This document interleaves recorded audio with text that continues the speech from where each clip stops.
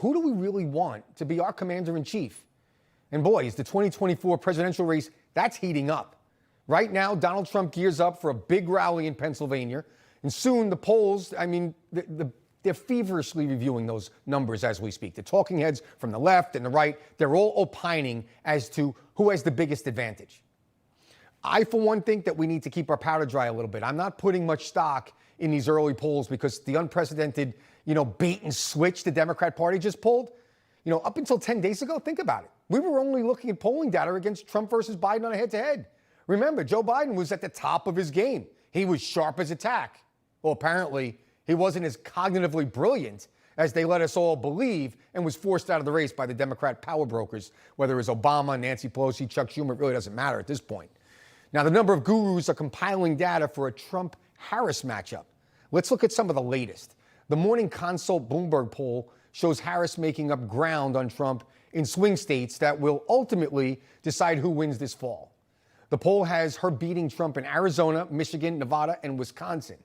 That sure does sound like Kamala could win the whole thing, and yet famed political analyst Nate Silver, who has correctly predicted every presidential election since 2008, says Trump is still going to win the Electoral College against Harris. All right. In fact, Silver is going as far as say Trump has a 61% chance of winning the presidential election.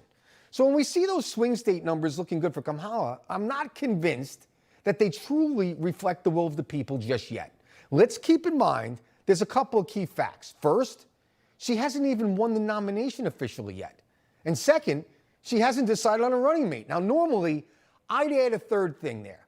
I'd say that we don't know her official platform, but we already know she's running a dual-issue campaign. And that consists of identity politics, that's based on the color of your skin and your gender, and abortion. That's it. That's all she's going to run on. She can't possibly run on her record because, other than failure, she's never accomplished anything. So with the establishment media hacks gushing over how wonderful she is and how she's being coronated by the Democrat Party, we should expect the polls to tighten. That would get her to exactly 270 electoral votes. So this Great Lakes path is wide open for the vice president. This is the first time I've seen a politician running for national office with a net positive rating. I don't know since when. I mean, it's something unforeseen, at least over the last 4 years. And that is quite a spread there. Yes, that is quite. Democrats love this spread. I'm sure they do. The numbers are not surprising. I think the one thing that we didn't hear Kamala say is bring it on, because we know that Vice President Harris is bringing it to the campaign trail. And you see the numbers shifting. You see the excitement. I mean, you saw that crowd in Atlanta tonight.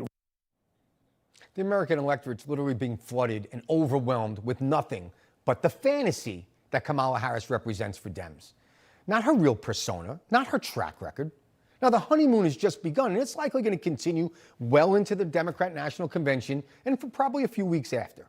But, and this is a very big but, at some point, she's going to have to answer a few tough questions about her actual record, all the way from California to the White House.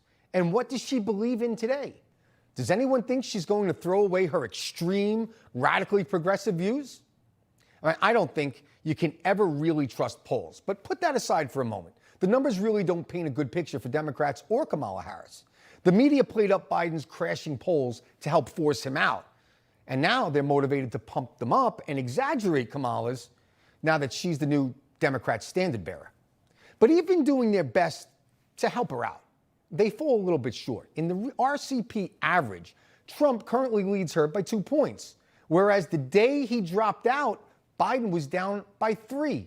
That's a 1%, that's a 1 point shift. I mean, that's not really a shift at all. And when you drill down into the key demographics, the ones that really matter, the picture's even worse. There's been no massive shift among black voters, especially young black men, that continue to move towards Trump.